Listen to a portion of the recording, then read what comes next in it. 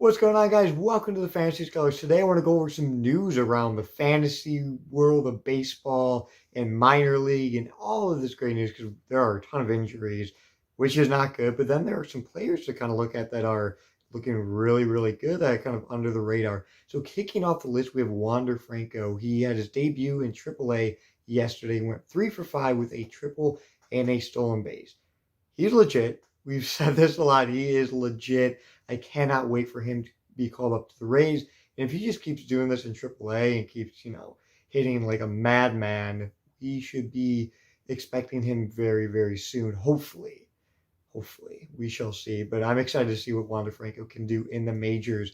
Nate Pearson pitched yesterday in AAA as he's trying to get back onto the Blue Jays team after getting hurt. He fanned 8 guys and looked very good last night. And he's a top prospect for the Blue Jays, you guys. He's one of the top prospects in all of baseball, one of absolutely like top 5 pitching prospect. And I would definitely look at acquiring him very soon because he's going to be coming back middle of May to end of May. It's good that he pitched in AAA, but I think that the Blue Jays are kind of like, okay, just get that arm strength back and then come back and then be happy to have you in that rotation because he is going to be a very, very good pitcher for the Blue Jays. And Blue Jays are going to win a lot of games. I mean, they have so many injuries and all these guys are going to come back and they're going to be a legit team.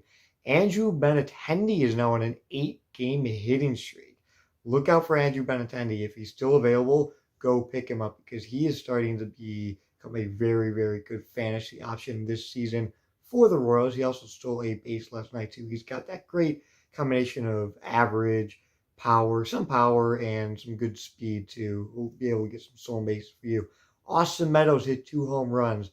Is he finally awakening? Let's see if he comes back, because he had a really, really good start to the season, and then just kind of went, but this is a guy that has power. He can hit for high average. He's really important to the Rays, so I would definitely look at Austin Meadows trying to trade for him. But yesterday, 2 home runs looked pretty good.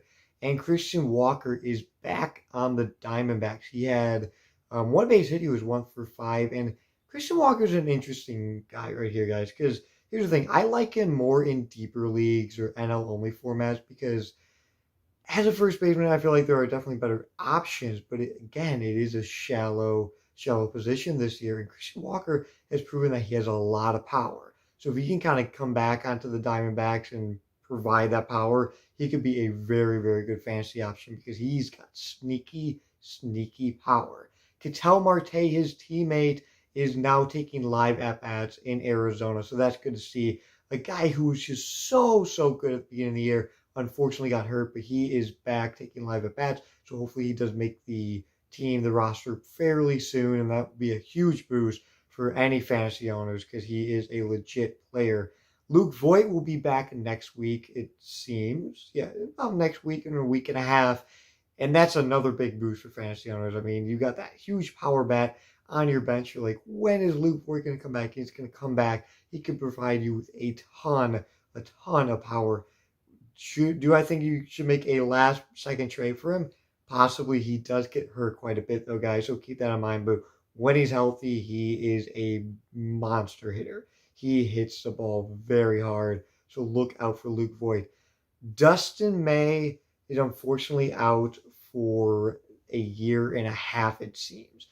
Huge blow for the Dodgers, huge blow for fantasy owners. He looks so good. He's so talented. But Tommy John surgery got him. He's going to have Tommy John surgery. For Dynasty Leagues, he's still a great guy to have when he comes back next season. So for Redraft League, yeah, just drop him. You don't need him because he's not going to come back until probably March of next year. Tony Gonsolin seems to be the guy that will be the next guy in the rotation for the Dodgers.